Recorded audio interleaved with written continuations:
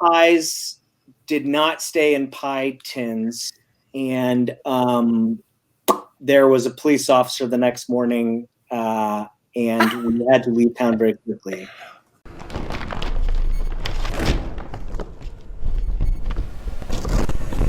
Our guest tonight is the one and only. We might as well go ahead and bring him out because that's what we're here for. So let's bring him out. It is the one and only Andrew Volpe. Yay! Woo! Hi, guys. Hi. Thank you for being here, Andrew. We really appreciate you being here. I should mention, before we started, we were talking about capybaras, ferrets, exotic animals, small children, dogs, all these fantastic things. And from what I'm hearing, Andrew, nothing is off limits here today. Nothing. Literally ask me anything you want. I'll answer at least 3% of everything. Okay. Okay. At least maybe 4. Okay. That's better than 2%. Things are getting crazy. I don't know. Woohoo. Okay. Well, we love crazy. So, okay. We'll start with something a little bit more simple. And one of the things that Danica and I were wondering about is, obviously, Halloween, spooky season is very important to you. It's also very important to us. And also, you have the annual Halloween. But despite the world halting, you still gave us the gift of Scare Me. So I wanted to know if there's something special about Halloween or spooky season that really inspired the single. Yeah, well, I mean, the guys in Ludo, we got together because we were actually supposed to play a show in Chicago, and that also got canceled. So we got together during that time where we were supposed to be getting ready for that show, and we were like, let's just go in the studio, and whatever happens, happens. And so we, pooped out a lot of musical ideas, and then in that song in particular, we ended up trying to finish before Halloween because the sort of inspiration we started with that one was like trick-or-treating, and it was the poster of Halloween 3 Season of the Witch, which you may or may not be familiar with. Google it up, Chris, if you're not. But it's like this silhouette of the orange sky and the silhouette of like these trick-or-treaters walking by. And so we had super 80s nostalgia childhood Halloween-y vibes. And so we just cut loose with a Cure-ish, Cyndi Lauper-ish, Halloween-y feeling. And and then we were like finishing it, and we're like, let's just put it out for Halloween. Why not? So was this written pre-COVID, or was this actually written during COVID time? It was written during COVID time because we got together to record. We had no prep going to the recording in July.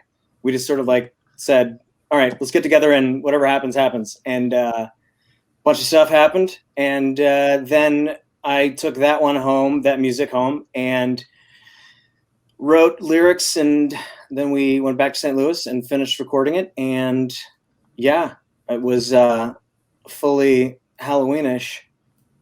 Well, I think the thing I appreciate most about it is, like Danica and I, we were doing a lot of questions about, favorite Halloween songs before, Halloween happened. And you kind of get the traditional, people love Thriller, you love Ghostbusters. And there really hasn't been a new song that has come out for Halloween.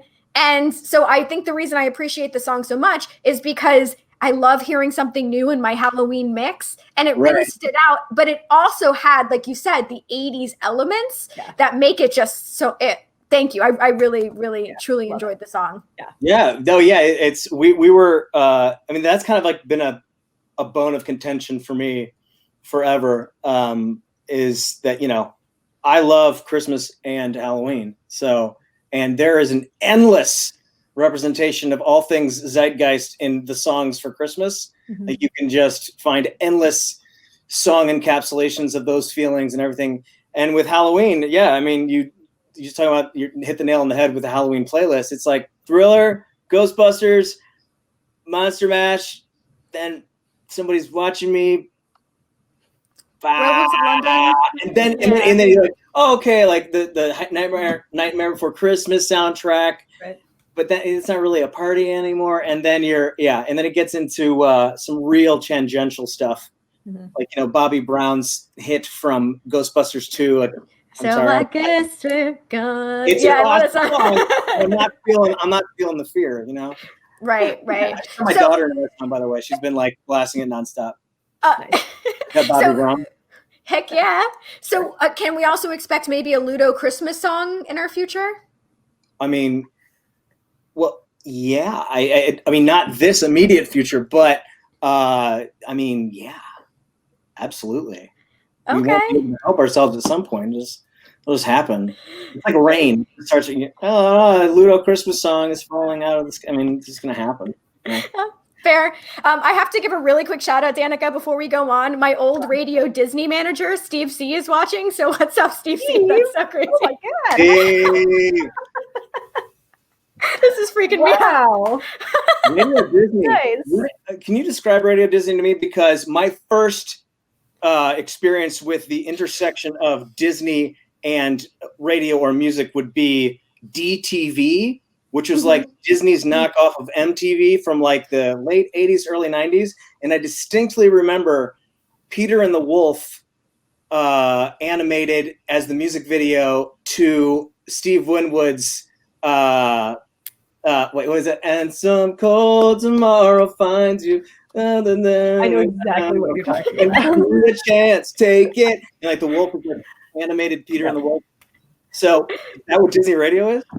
Yeah, so Radio Disney, as Steve C is saying, it was a radio station just for kids. And so, obviously no curse words. Everything was geared towards like an age range. I mean, like, I would probably still listen to it. I don't know if it's like still happening down here in Miami, but They actually let Danica and I perform a couple shows when they were down here. So we got to perform for you. Way back in the day. That was back in the day. It was, except Andrew, we only perform songs from ABBA, which that's not really the ABBA crowd. I mean, but like, you know what? It's a Disney crowd, so they're just happy to be happy, right? Fair enough. Mean, you can bend it as long as you don't go anywhere weird or gross. They're happy, right, Steve? Yeah. Making up your marketing group. Maybe singing ABBA's "Gimme, Gimme, Gimme," "A Man After Midnight" may not have been appropriate for two. But like a snack after midnight, then it could be like about gremlins, like. I don't know, but that's still PG-13. That's not what we did. I won't tell. Anyway, let's go back a little bit to Halloween flavored things. So, because Halloween is traditionally themed, so we're wondering if there are any concepts that maybe haven't made the cut. Oh, for other shows? Mm-hmm. Oh yeah, there's millions of concepts that haven't made cuts. I mean, there are some older concepts that we did in Ludo with shows. We used to do a Cinco de Mustache, which was ripped directly off of MU330, some band that preceded us from St. Louis that we loved, a ska band. It was on Cinco de Mayo, and if you had a mustache, you got in for like a cheaper price, you got a free, I don't know. But everybody had a mustache, so that was great.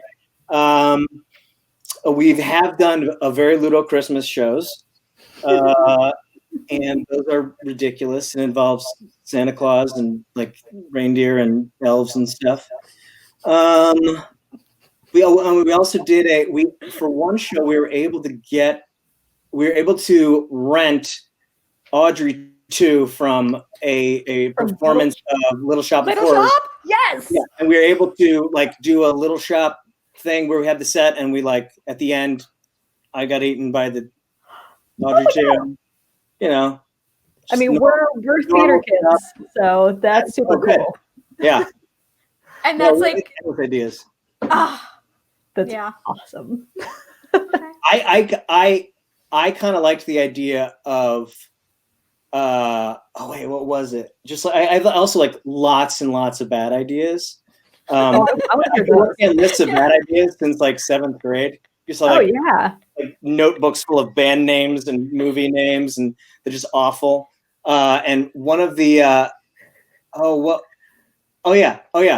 remember I was saying to Tim Convey in the band, I was like, you know what? We should do for 2020. We should do 2020 the Vision Tour.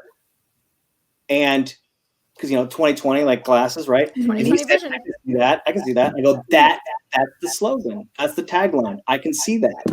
2020, I can see that. I like that. These are the ideas that I have. I have way more bad ideas. You want them all? Yeah. Sure. Yeah, you said we have the full hour. Yeah. All right. We'll come back to it. My husband and I keep a running list of bad band names that we come up with. So we've got things like Pumpkin Foot, Peanut Butter and Drugs. Yes. Oh yeah. The list goes on. Peanut Butter and Drugs. That sounds like a country band. It's for my dog. Okay. Fair enough. All right. Early Times Baby Tossed, Winter Memories. Okay. The list goes on, guys. All right, Danica. All right. So, because it's been a while since y'all had put out a single or an album, we're wondering if there's any significant changes that you've seen to the industry since the last time you put out like a full album, and maybe not even necessarily regarding COVID, but just in general. No, I mean, yeah, it's amazing. Like, I mean, we always knew our fans were super great, kind of just fantastic, enthusiastic people, unflappable, willing to make fools of themselves, down with the awkward, like positive, but also willing to snark it up and, punch in the balls, but then be like, sorry, like, so, it was cool because, we kind of stopped doing stuff for a long time. In like 2012, maybe like 2010, we put out Prepare the Preparations. And then 2012, we kind of like it was the last time we did like some long-term touring. And I don't know, before we sort of rebirthed the Halloween shows, we kind of thought that people were like, oh my God, I can't wait for you guys to get back together. And as far as we know, we're like, yeah, cool. That's cool. Like, you don't know what that means. That could be like, but then we were shocked at the number of people who showed up. I mean, we sold out the first show. We only had one show set up for the first year we did it, and it sold out in like 35 minutes. And so we're like, oh my gosh. And we added another show, and that sold out in 20 minutes. And then we just felt like jerks. And we're like, whoa, people, it's not just like, oh my God, I remember that. Yeah, I'll go. It was like, they were really intense, and it was flattering and humbling and crazy to, just realize that people were still all about it, and they wanted to share those experiences with us and with each other. And I don't know, it's heartening to make you think that there's enough simpatico people out there who are down with the way your heartbrains and want to share that with you and each other. Heartbrains. Mm-hmm. I like that. I like that a lot. Sure. Okay, so obviously you just mentioned Little Shop of Horrors, but I was wondering if there was any other musicals or shows that you feel had a big influence in Ludo in general. I'd say, yeah. I mean, I'd say, at least for me, my inspiration for we have Broken Bride, the rock opera. It's like 28 minutes, time travel story. And I'd say that one of the songs in that, Save Our City, was definitely me being like, I want to write something like One Day More from Les Mis. Let's Les Mis it. Where there's just different voices singing, like everyone's like rising up, like, oh yeah, you're coming back too, and they brought that back, and now it's all happening at the same time. It's all counterpoint. Oh my God, like that's so fair enough. That definitely happened, and then like. I think my original sort of loosey-goosey connecty tissue for Love Me Dead, I remember writing that. I was thinking about You're a Mean One, Mr. Grinch. You're a mean one, Mr. Grinch. Like sort of minor, sneaky, mischievous. And then, yeah, I think we have a song from Prepare the Preparations called Skeletons on Parade. And I'd say that definitely, I don't know if there's a specific musical that informed it, but it's just like you watch enough Muppet musical situations and at some point you just make that song. I see it. That's great. Fair enough. You're speaking to the right crowd. Muppet musicals, right, yeah. One Day More. Well, I mean, kind of speaking in terms of puppetry. So being that Ludo comes from Labyrinth, we were, curious of, are you then a David Bowie fan? Do you have a favorite David Bowie era? I honestly didn't get into Bowie like until, so the first time I was ever exposed to him was in Labyrinth, right? And then I didn't actually like fully get exposed to his music until I was an adult, because I grew up listening to, whatever crap my older sister wanted to hear on the early MTV. So I grew up listening to pop music and stuff. I didn't actually enjoy the sound of a guitar that punches you in the face or esoteric rock until I was like in high school. And so it's been cool going back and being able to sort of absorb Bowie. But no, I need to spend more time with him because, I just sort of put Life on Mars on repeat and just sort of drift in the Labyrinth soundtrack, of course. Of course. Good choices, though. Yeah. Okay, so another thing that I wanted to ask you. So one of my favorite bands and humans is Alice Cooper. And one of the things that he always talks about is the fact that growing up in Detroit, he always felt like being in Detroit influenced who he was and who Alice Cooper became. So my question for you is, what do you think the influence of growing up in St. Louis was like for you, and what effect did that have on the music scene? It's a good question. I don't know because I do think from the beginning with everyone in the band, there was definitely like very much a feeling of bootstraps, like just go, you're not special just because you're holding a guitar. You're not special because, maybe someone at a label's maybe interested in seeing you at some point.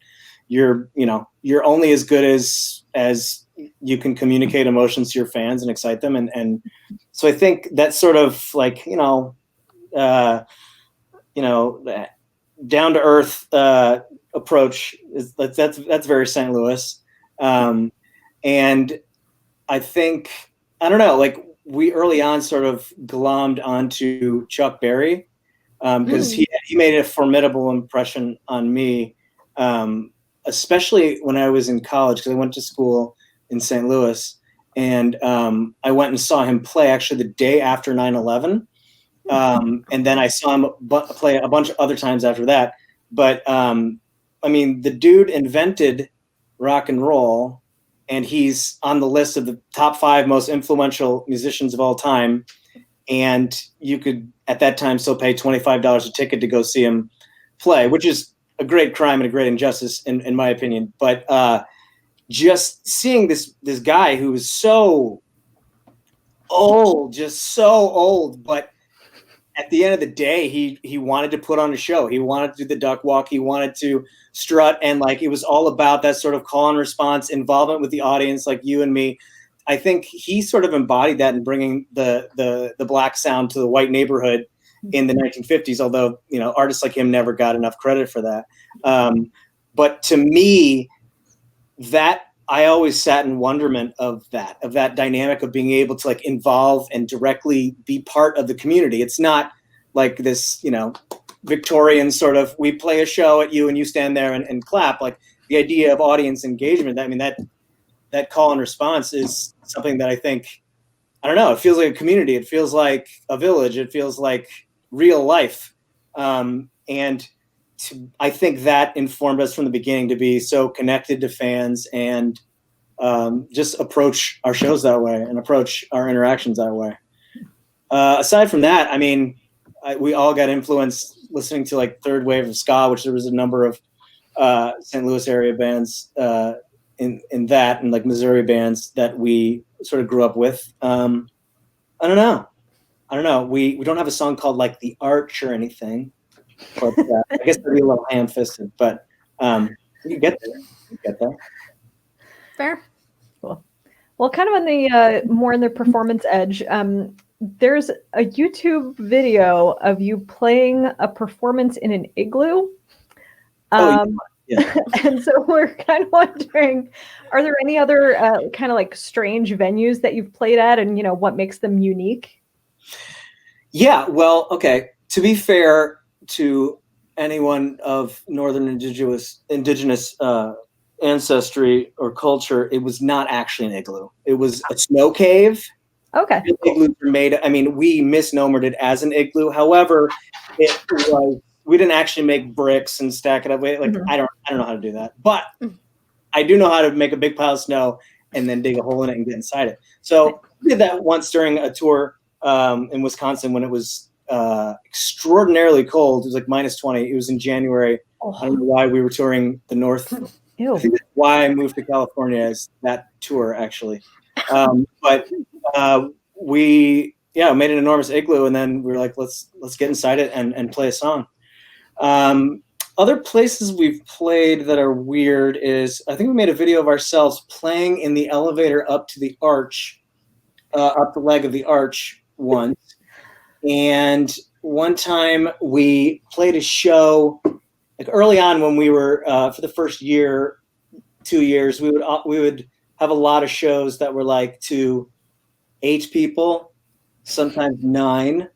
And this particular show, we had it was in Dallas, and we had driven across the country. We had just finished playing in Manhattan at the Lion's Den at this showcase thing, and we had, there was a few people there, but we loaded up the van and we drove straight to Dallas without stopping and loaded in immediately at this university in Dallas where this guy had set us up to play by this pool. It was at noon.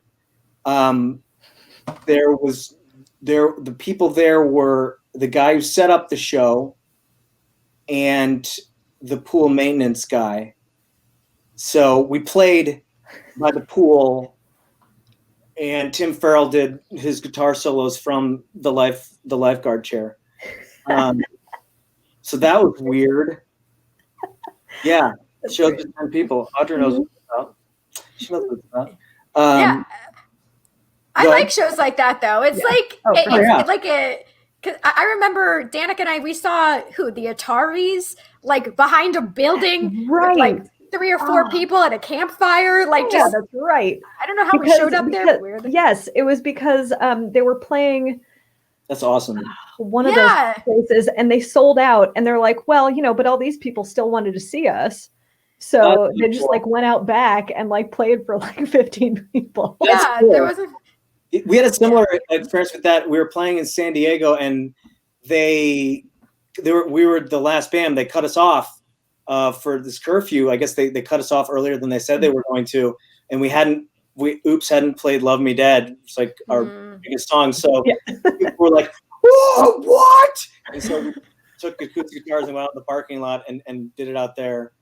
That's amazing. Like, the other thing is, like, when we were doing our acoustic tour back before we even had 10 people showing up to shows, we played open mics, we played in strip clubs, we played on street corners, we played in some country bar outside Austin, Texas, where behind chicken wire, where people so they don't throw drinks at you. I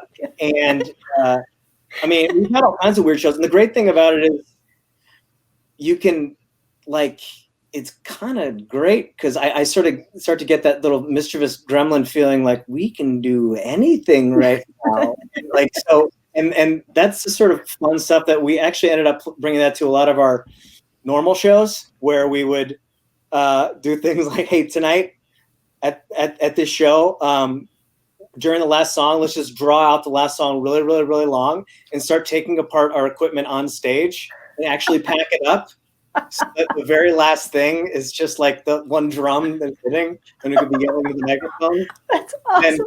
I love that so much. The stage and just put everything in the van. And, it kind of like kills 2 birds with 1 stone. You're like, I love that so much. Very efficient. Okay, well, how about this?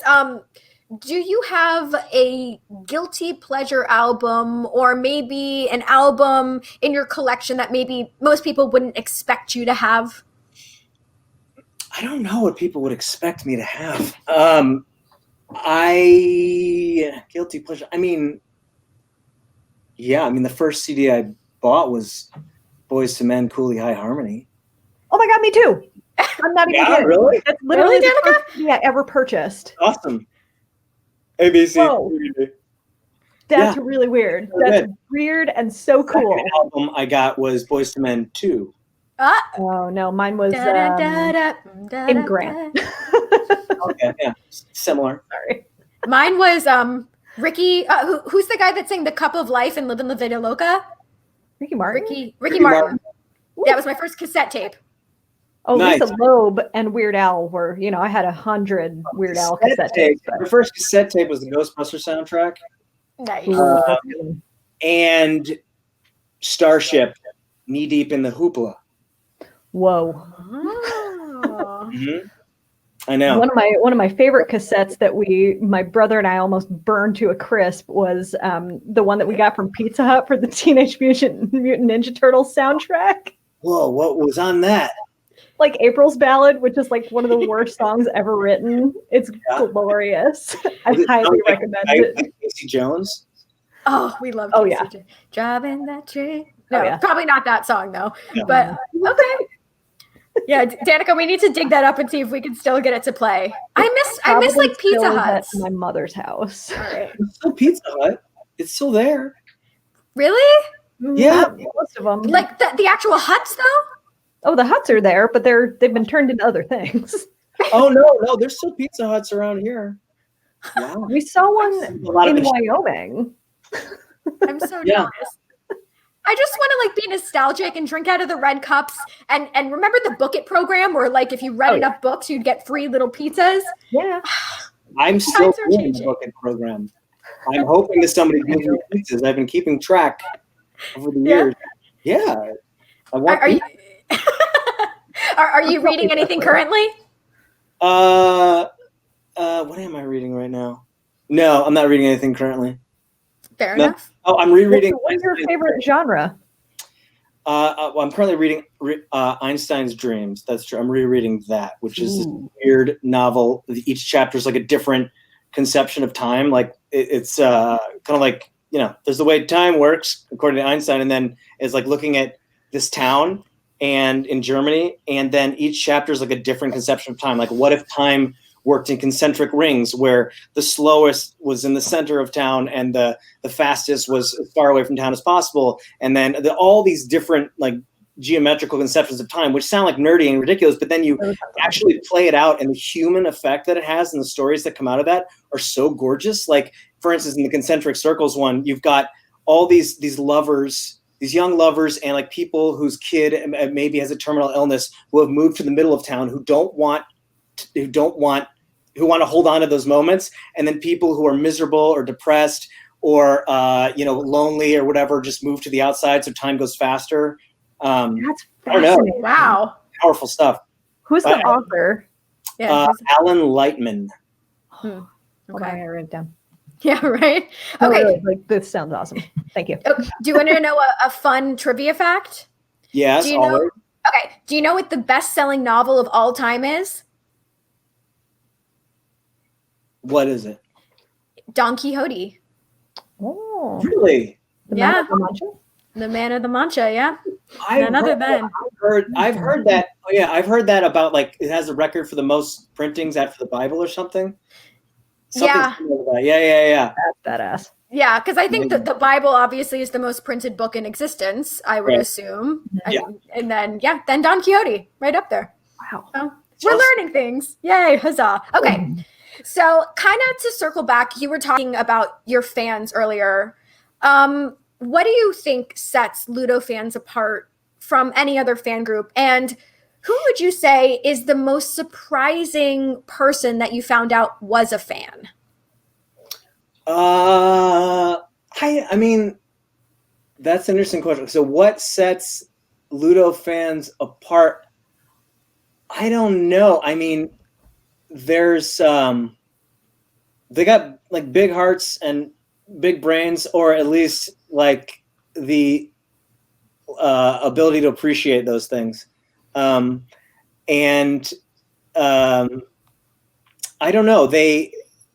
There seems to be sort of this bifurcation in all culture, that you can either like things that make you think, or things that are fun, and that never the twain shall meet. And I don't agree with that at all.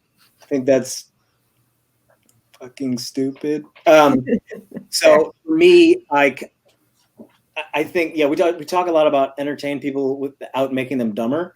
And I think Ludo fans appreciate that. They like the ability to nerd out, but they also like the ability to have fun without it feeling empty. And they all enjoy stories. There's a lot of really artistic types, and there's I don't know. I'm just always floored by the amount of creativity in our fan base.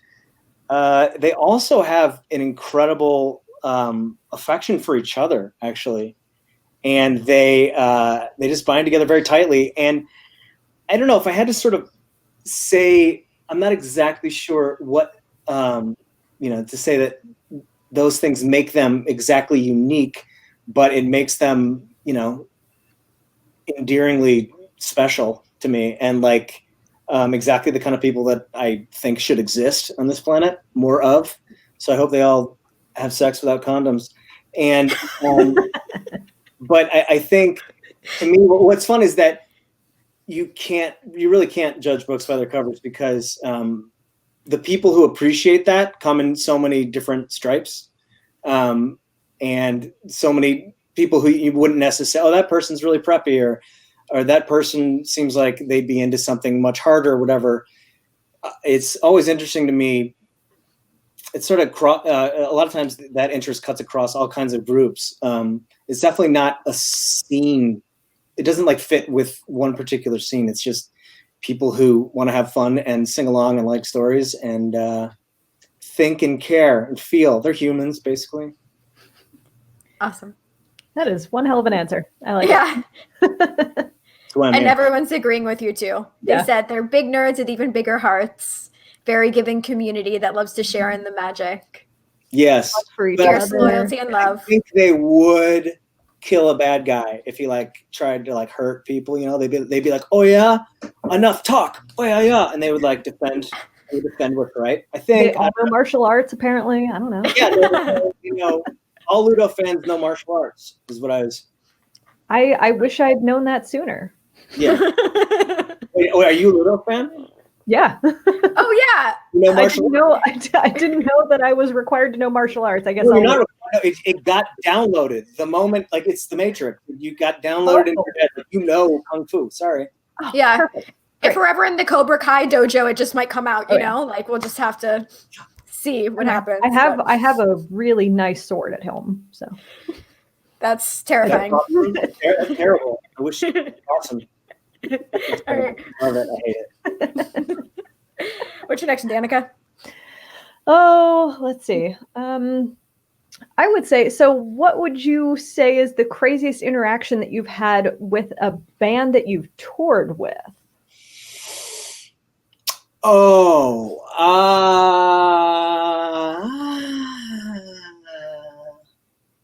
so there was the pie incident. Oh. Go on. Pie? Yeah, we played in Iowa, at a university in Iowa, with some friends of ours in the Dog and Everything, like early in the 2000s, and we didn't like party crazy or anything, but that night everybody was after the show, everybody was drunk and hanging out in these sort of university sanctioned area where we were supposed to be hanging out. It was like the people who put on the show and the bands were hanging out, and everybody was drunk. And they also, for some reason, as part of this festival that we were there for, the next day they were doing like a pie walk or something, and which I don't know what a pie walk is. I guess you walk around with pie in a pie. I don't know. And anyway, so they baked about 20 pies, and for some reason they decided that the place where they were going to store the pies was the same room where they had all the bands and the drunk people hanging out that night. And let's see where this is going. Pies did not stay in pie tins, and there was a police officer the next morning, and we had to leave town very quickly. What kind of pies? Does it matter? Oh no, cherry. There was cherry. There was pumpkin. There was pecan I pie. don't know. I say pecan. I'm a pecan. That's southern. That's Pecan. nice. That works. Okay. Pecan. I eat pecans, but they're pecan pie. But no, there's definitely Tim Convey will tell this story differently, and the other guys in Ludo probably as well, because they see it as like everyone's kind of screwing around with the pies, and then I came in, picked up a pie, and just threw it against the wall, and everyone was like, "Oh, uh-oh," which is a totally valid perspective. But here's how I remember that happening.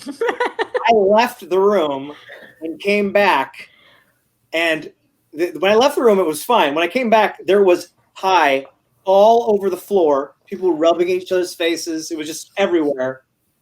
And I mean, whatever. I was like 24 years old and I was really drunk. Like, there was definitely, it's not like everything was fine. It was bad. The whole floor was covered in pie, right? People had pie all over the place. And so I, just thinking I was incrementally increasing the situation, picked up a whole pie, and threw it against the wall. And everybody, some people were like, "Oh yeah," but a lot of people were like, "Whoa, whoa!" And I mean, that's a perfect example in my life of when I've crossed some invisible boundary that I didn't understand at the time. Just there's a pile on the floor and pile over people's faces. Why not put it on the wall? I don't know. Fair It's enough. bad that like my first thought was, well, there was pie all over the floor, and I went slip and slide. Oh. Yeah. That's not making the situation worse. That's making it slipperier. It's making it more fun. It is. It really is.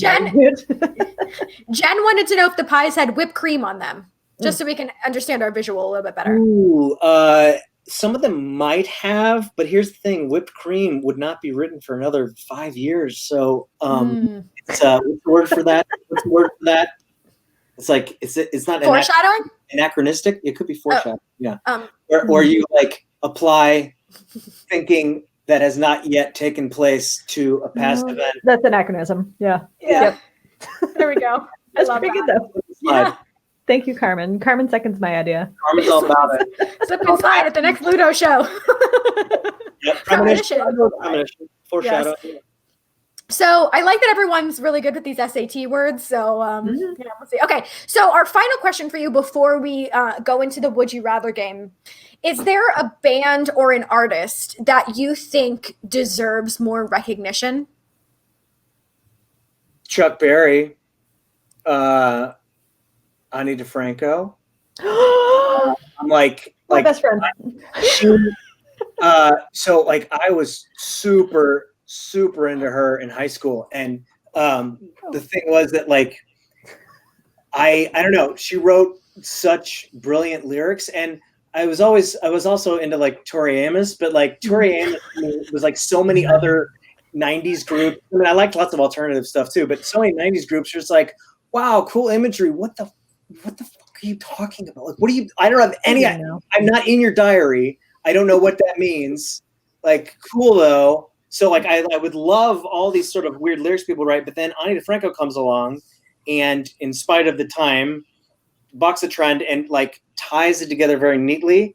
And I always love when people can like not just make pretty things, but tie them together in pretty ways.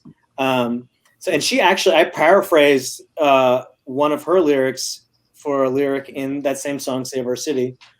She said, "Any tool can be a weapon if you hold it right." I always try to tell people who like that line, I stole it. I can hear it. Frank out. Anything can be a weapon if you're holding it right.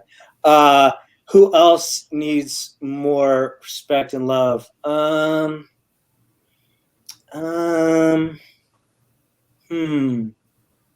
don't know. That's cool. I mean, who do we think deserve? Okay, so I'm going to have to give a shout out to Icarus Bell, who does our theme song for the show. So Matt Novetsky is part of the band Blue October, and Icarus Bell is his side project. So definitely Icarus Bell for sure. What about you, Danica? I mean, man, Ani is a good answer.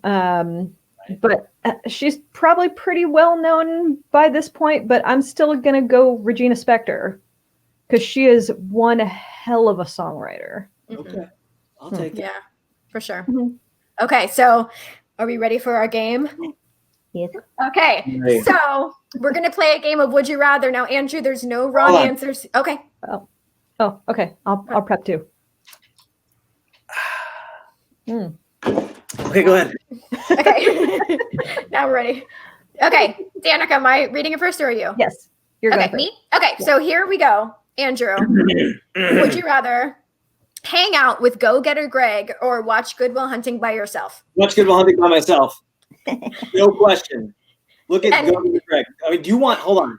Is this Okay. rapid fire? Or are we discussing this? No. yeah, This is yeah. up for discussion. This is yeah. not rapid fire. Yeah. Okay. I mean, that's not a real question. Look at that guy. Look at that guy. I mean, I don't know what my answer is, but Yeah, it's for you. he's not. He's looking just real friendly in a way that like Flandersy, Ned Flanders, on a helmet. Which Sexy Flanders, yeah. I don't know. I feel like Flanders sort of like maxed out as sexy as it can be with Flanders. Like it's and you know, Good Will Hunting by myself. Like I feel like I've done that. It's not that bad. It's not that bad. I actually mostly rather hang out with that little skeleton in the middle. Oh, cool. Look how cute. He's in the other room right now playing with Snoopy's snow cone machine. Nice. See, I was gonna say, look how big that bucket for candy is. Is that what that is? Like a candy bucket? That is legit. That kid is racking Maybe up. a little bigger. Laura, okay, who worked took all the photos, we made it bigger. So my ADD needs to do a shout out to Allie, who just gave us a very good Simpsons quote. Stupid sexy Flanders. There it is. There it is. Thank you. All right, next one. All right. Would you rather jam with Oingo Boingo or jam with Faith No More? I played basketball with Mike Patton once at the Point Fest. I got to go backstage at Point Fest and he was playing basketball and I got to so that would be really cool. How is he? Is he like a 3 points, 2 points? I don't know how many points you make for basketball. He's like shorter than me and I'm like 5'7". Okay. Or actually, maybe I just felt tall that day. I don't know, but I don't remember anyone in their band being very good, but I was just excited to be hanging out with awesome people. Cool. Man, that's a tough one. I think I would enjoy both of those so much, but I have dissected enough Danny Elfman scores at this point that I'm going to have to jam with Oingo Boingo. So have you seen the new single that he just put out called Happy? No. Andrew? What? Andrew? What? After this. Yeah, So my husband showed me this video yesterday, and I was thinking, I'm sure it's going to be like just lovely, like his other stuff. It is nightmare fuel. really? In the most beautiful. So he created the song because he was supposed to perform at Coachella. And so he created the song as kind of like his ode to like anti-pop music. Right. Oh, and the video. Watch the video. Oh my. Okay. Anyway, that's all I'm going to say. Too. Homework. It's just aggressive and I love this. Okay, great. It's everything. It's everything. All right. Here's the next one. Yes. Underrated. Ween. Ween. Yes. Ween needs to be. I love you even. Okay, yeah. Love it. All right. Here's the next one. Would you rather enter an air guitar contest or a kazoo contest? Oh man, I feel like I'd lose both of those. Air guitar contest. Oh, I mean, it depends. I mean, like I feel like if the winner of the air, if the goal was to look like the most awesome at the air guitar contest, I would definitely not have a chance.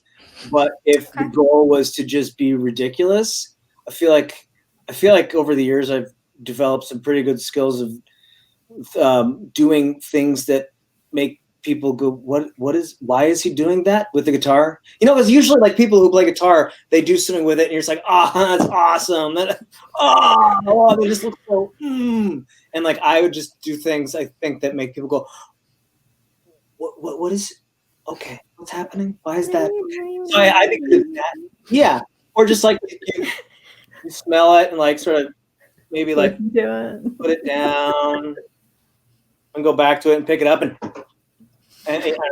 whatever happens, you know. So I think I would be like a scary dark horse in that contest, but I would definitely lose in the kazoo contest.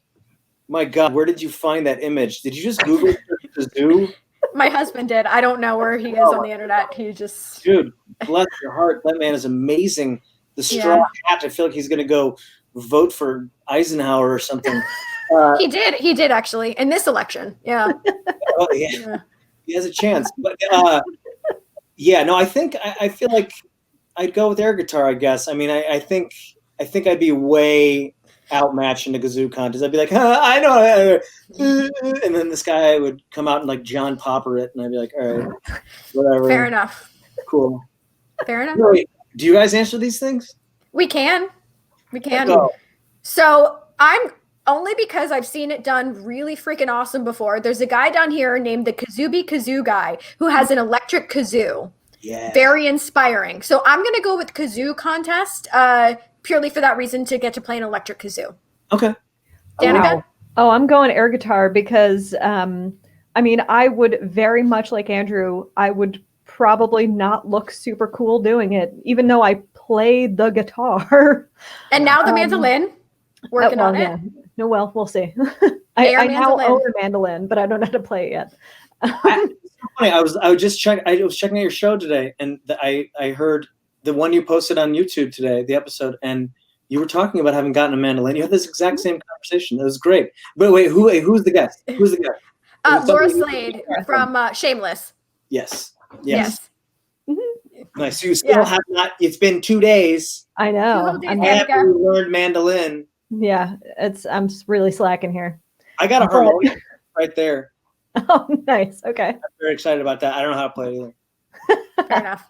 All right, so 2 air guitars and a kazoo. Yeah. Sorry, continue. No, it's okay. Danica, I only say that because I tried to teach some of my students how to play kazoo and realized that I had no idea how to play kazoo. It's just like singing. You'd think. Vocalize. There's no blowing. It's surprisingly hard. I don't know why it's hard. Fair. I don't know. Never mind. Move It's on. like, All right. you either got it. It's either got it or you don't. Yeah, you know. move on. All right. Danica?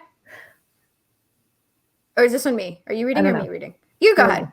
Both? I mean, what? Yeah. Go ahead, Danica. Read it. Would you rather have to incorporate an accordion into Ludo or incorporate an automaton into Ludo? And if you don't know what an automaton is, Kid Cadet's got one on deck.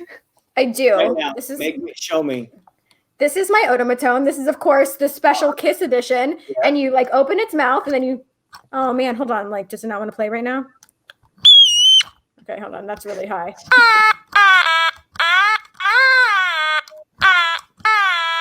There it is. Wait. How does it work? So it's like a theremin. Is that what you call it, Danica? Yeah. Like, so you open its mouth and then you press down on the notes. The mouth, it doesn't matter what shape you're holding the mouth in, right? It's just the height of the finger. Yes, exactly. Whoa. Yes. Wait, is it producing the sound electronically? It's like it is. I can't really actually play it, so you are playing it right now. Wow. Kinda-ish. Music, and it sounds a little bit like a kodo or a shimazan or something. Yeah. That's awesome. So I've never done that. Ludos, we have used accordions. Heck yeah. We have, and so that's amazing. I'll do that again. I love accordions. I love anything that like makes a drone, which is why I got that harmonium. I like just I like bagpipes. If just bagpiper would lay off a little bit and just like hang out on that drone, I'd be super into it. But yeah, I think this is more a got it, need it situation. Fair enough. Got accordion, need automaton. Yeah, well, you can get that on Amazon for like $20. Very worth it. Very worth it. Looking up Happy and automaton after this. Woohoo! All right, here's the next one. Okay, would you rather have your tour bus be haunted by a ghost Or only play in haunted venues? Only play in haunted venues. I mean, the what? No, I would not want to, because like, oh, Jesus Christ. First of all, we were in a van and trailer for pretty much most of the time. So it's already kind of a touch and go situation living out of a van when you're playing 6 to 7 shows a week, different cities. And like on top of, you meet all the fans after the show and you load out and you're all sweaty and you sell the merch and you pack everything up and you get it in the van and like you get in, it's like 2 a.m. and people are like, is there any food open? Like, no, like I can eat my peanuts from the gas station from earlier. And then like one guy has to drive. He's like, I can only make it 2 hours. You're up next. Like, oh, I'll try to get some sleep now. And then like, I have a headache. And like, and all this stuff. And then you add to that there's some phantasmagorical farts happening. Like, I'm not into it. Like, it's just there is no margin for that crap. So you're in there like trying to and you're like help. I'll be like, no, there's just no room for this.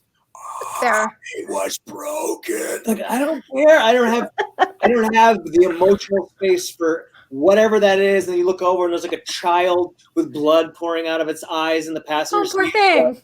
I just don't have the bandwidth. You got to take that somewhere else. So I go to the venue and it's like, this venue, the venue owner originally killed himself by hanging himself from a chandelier. It's like, okay, yeah, great. Where's the food? And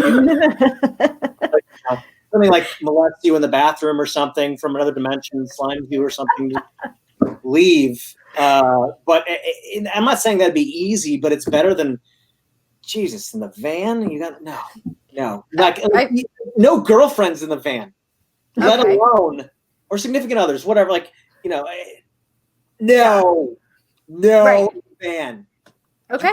Stuff on top of my toothbrush. We got a problem. There's only so much space here. The idea of adding an entity, no. Okay. No. That sounds like well thought out. Yeah, I feel like you've thought about this before. That. No, it's the first time I've thought about it. Okay. So have you ever played at a haunted venue, a supposed haunted venue? Yeah. Yes. I don't remember where it was. I mean, it was just kind of the standard, like, for the show, like, what they say. This venue is actually... Yeah, and if you walk, I mean, I have no idea what this place actually was, but my memory of it is this vague sort of sense of, like, if you go down to the chambers underneath the stage area, you can still hear, sometimes they say you can hear voices, and, like, people said it was the furnace for a while, but it wasn't the furnace, it was clearly, like, a child crying, and then somebody found this newspaper, and you're just like, cool, do we have dinner tokens? Or like, where's the pies? Yeah. Where's the pie? Got it. Okay, fair.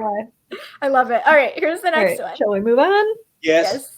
All right. Would you rather only be able to listen to music from the 80s or only be able to listen to music from the 90s? You guys are jerks. I know. This is what we do. We're evil.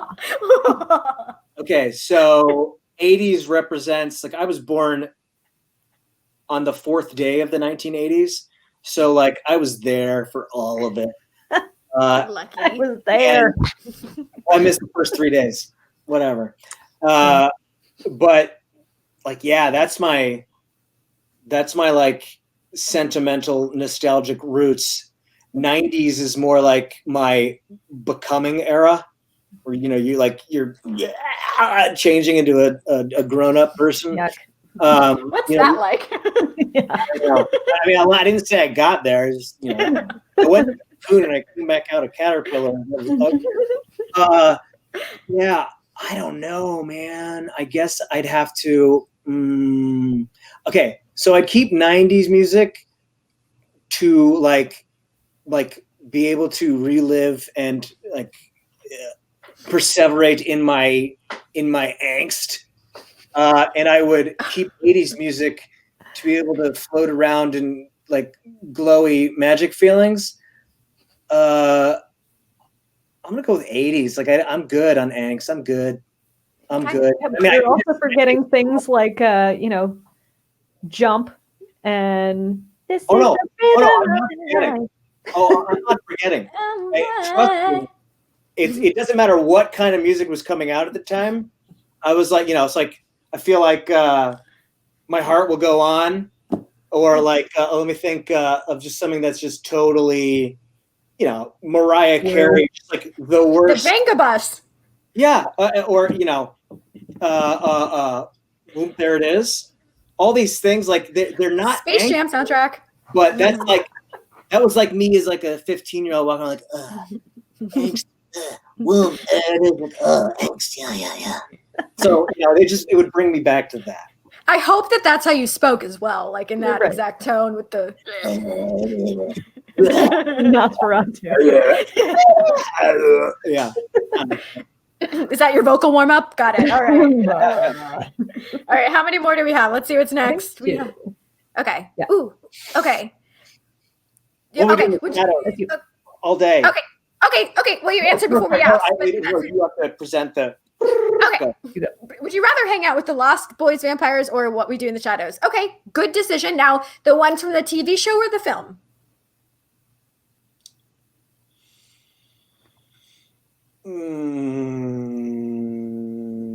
What's the name? What's the name of the main vamp? What's the name of the actor who plays the main vampire? Is also director. It's T. Waititi? Taika Waititi. Taika? As long as he and Jermaine are hanging around, I'm good. Perfect. I'm good. Love it. The Lost Boys just kind of like, look, I love that movie, but it's just like a lot of like self-important, like, like angsty, look at them, like leathery, serious, self-important people. Like leathery. They're so leathery. The only thing that the thing that's never really gotten me about vampires, like the whole part of the vampire lore, and it's not that I have any sort of problem with it, but like it weirds me out that some people are so into it, is like the whole like, I could eat you, or if I don't know, like the whole like weird like, I don't know, am I sexy or not? It's like, no, you're killing people. You're not. Like, there's nothing. That's sexy. Like, just so all the people who like get off on like Twilight. Twilight. You just described Twilight. What was the show? What was the show on HBO or Showtime? Was it True Blood? True Blood. Yeah. I tried, but it was all just so much like, I'm a vampire, and I was like, so that doesn't do it for me. Got it. I like that. Great. They're funny. What if they were like, I'm a werewolf? Would you be like, that's cool? Or would you like get the spray bottle? No, I'd be like, you're just undermining. Like you're just, I don't know. It's like, it's like acting like Prince is cool, but it doesn't make me afraid of you. It makes me want to go, hey, do you want to like play some music? Play basketball? It kind of undermines it for me. It's like, are you going to kill me? Or are you going to try an outfit? What are we doing? Love it. Plus, What We Do in the Shadows, you get Matt Berry. So, I love Matt Berry. Obsessed. All right. I think this one's our last one. Danica? All right. Would you rather have to play Whipped Cream for 24 hours straight or play like Pontchartrain for 24 hours straight? What are the criteria? Just for my own enjoyment, or like which would be harder versus easier? No, like if somebody put you in a basement filled with pies and they're like, you have to, for 24 hours, you must play one of these two songs. In order to be let out. Yes. Okay. I don't know. This sounds like a Saw scenario. We're not that evil. Just, I guess, for your own enjoyment. I don't know. Okay, so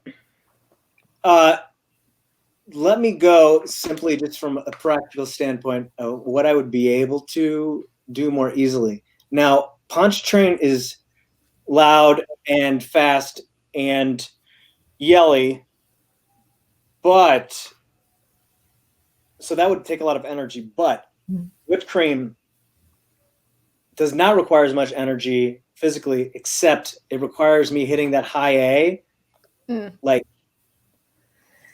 16 times in that song. So 16 times. About before my body would. So I'm going to go with whipped cream so that it'll be as disastrous as possible. Plus, then when you get Fantabulous. tired, you just move that A down an octave and nobody knows. Yeah. Yeah. Yeah. Love it. All right. Well, I have solutions. Andrew, we've officially kept you for an hour. Thank you for spending your time with us. Time flies. Thank you. So, It's so much fun. any final thoughts you want to leave us with here today? You guys are lovely. You guys are wonderful. I want to thank you guys, and I also want to thank Mr. Mackenzie, aka Loki, for having me out to join you guys. And I would, of course, like to say I wish the other guys in Ludo could be here. And we all send our undying love to our lovely fans out there. We love you guys. You guys are so damn good at whatever it is we described earlier. So love you, and stay safe out there. Be good to each other. Don't eat gluten and celiac. You have celiac? I do. That's awesome. Isn't that terrible? It's not awful. It is the dumbest disease. I have one dumber. I actually have a dumber one. What's that? I do not have celiac. My girlfriend does, but I have narcolepsy, which do you really? Kind of ruins my life, except like not in any sort of demonstrable way. It's just like, why is that guy so weird and lazy? So like, it's kind of like, it's not like, oh, I've got this pain. It's just like, I'm lost in a fog of crap and I don't know what's happening. And I guess I'm going to lie down and the day disappears. It's stupid. It's so stupid. Yeah, but Andrew, it's what makes you uniquely you. And I'm sure it also, I don't know. It's what makes you you. I'll take it. As interesting as it may be. You know what? 2020. Let's turn things around. I love narcolepsy. I love it. Celiacs. Some carbs. You know what? It's a positive. We'll roll with it. Celiac. I love it. Whoop whoop. All right. So I'm trying to remember who we all have next week because we're doing 3 shows next week, Danica. So we have on Tuesday, we have Larry Musser from the X-Files. On Thursday, we have Michael C. Morona, who is the older Pete from Pete and Pete. And you might also from know Crackers, from which is one of my favorite movies ever. Yes. And then on Friday, we're doing the Aces Icarus Bell release party. And then the week after, which is Thanksgiving, we have Brian O'Halloran from Clerks, who's not even supposed to be here today. I don't know. I'm sure he hears that all the time. Anyway, Andrew, you've been a delight. Thank you so much. And hopefully we'll get to do this again sometime soon. I would love that. Thank you guys so much. So much. All right, Andrew. We'll see you soon. Bye, everybody. Thanks so much for watching. Bye.